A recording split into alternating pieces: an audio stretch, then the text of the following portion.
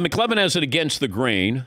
This has to do with the terminology with pro days. Yeah, this is a glossary for pro days because you're probably watching the pro days and you're like, what the heck are these guys talking about? Okay. Right? All right. Do we have some music? Yeah. Okay.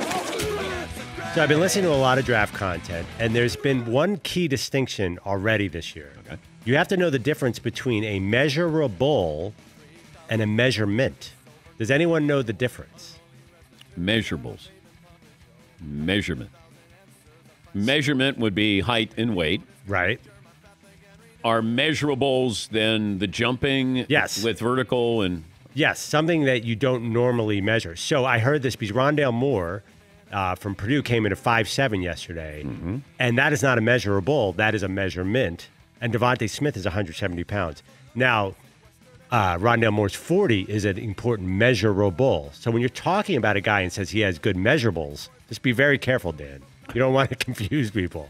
Okay. Appreciate that. Apparently, quick and fast are completely different things and have nothing to do with each other. Because I heard that Minnesota receiver Rashad Bateman is not fast at all, but he's quick.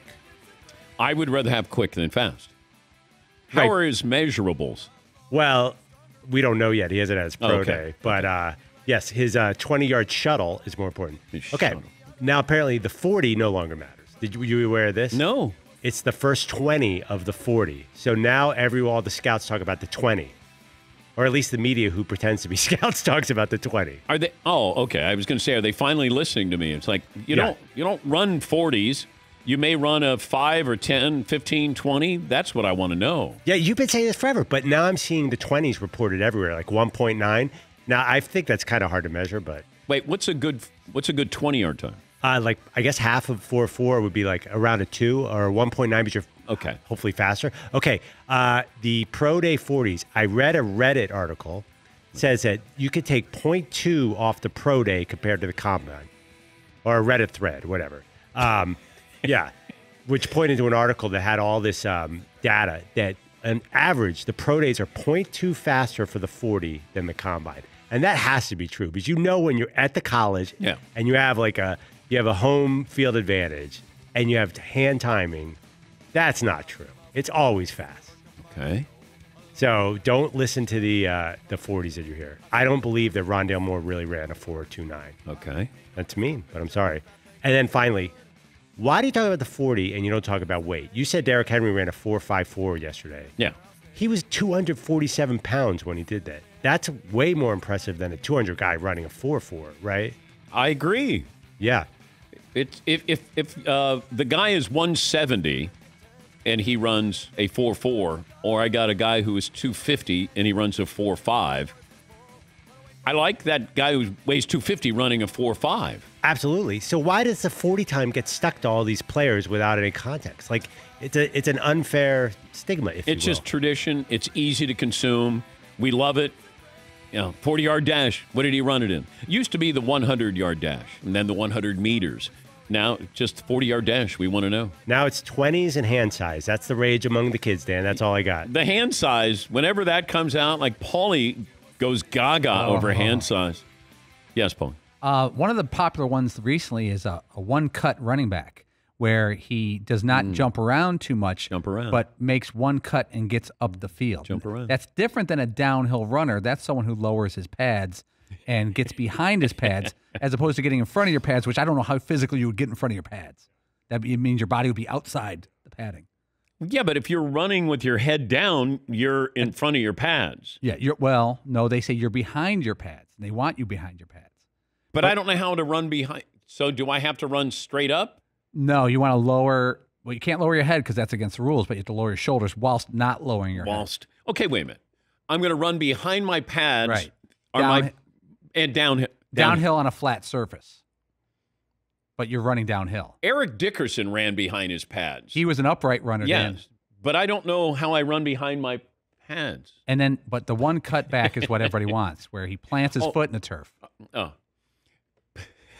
And oily hips is a good thing, not a bad thing. That doesn't mean there's something wrong leaking. It means you can make cuts fluidly. Okay. Yes. Because if you're more of a brittle hip guy, brittle hip, that's bad. And for adults too, you don't want to be a brittle hip person. Yeah. Yes, McClellan. Yeah, related to that, and you said it earlier, coming out of your cuts is how you define a wide receiver now. You were kind of saying that. The route running and coming Devontae out of your Smith cuts. runs great routes. Yeah, coming out of his turns, which actually kind of makes sense because when you try and cover a dude and you don't know which way he's going to turn and he goes real fast. Yes, Todd. Now, I had greasy calves once, and I went to a dermatologist for that because I thought it needed to be checked out. I had nothing to do with athletics, but I thought I should mention that. Thank you, Todd. Welcome. And I ran a 7.4 30. Is that good? Thank you, Todd. I'm surprised you ran 30. But I was running towards McDonald's, the drive-thru. That's right. Yes, Paul. With receivers, you want to be a high point catcher or hands catcher, not a body catcher. They don't like that. Catching bodies in a lot of ways is a wrong thing. I want to catch it at its height. You want to be a peak. high point because that means you're away from the defender. And a hands catcher means you're catching it away from your body. You're not catching it internally on your body where it bounces off. Yes, McClung. I heard this is a little bit related to a great debate. Do you want your cornerback to be able to tackle? Is that important? Because I heard that there's only one guy who didn't tackle, and he's in the Hall of Fame. But Caleb Farley, the kid out of Virginia Tech, Yeah. who mysteriously is having back surgery today after not playing, he can't tackle. Do you drop him because of that? That's the rap on him. Well, what do you mean he can't tackle? He won't tackle? He's like a quarterback who's really good at covering, but yeah, he doesn't mix it up in there. Like Surtain can tackle, Caleb Farley is not a great tackler. Yeah, Patrick Surtain had he had a good pro day. Oh, he ain't gonna last long. No. Like he's a top 10 draft pick, I believe. But what I think the problem with a lot of these defenses, guys don't know how to tackle. Or maybe they just make a business decision not to tackle. It just feels like that. That's why they kind of just like throw their body into somebody. Hopefully I knock you out of bounds, knock you off balance or something. Nobody wraps up. Like you see somebody wrap up and you go, wow, look at that tackle. That's the way you used to tackle. You'd wrap them up. Time for me to wrap up this hour. Yeah, Todd. Nicely done. Thanks. Still got 10 seconds, though. Now I have 10. Jim Parsons. Sheldon from the Big Bang Theory will join us coming up. Final hour. Dan Patrick Show.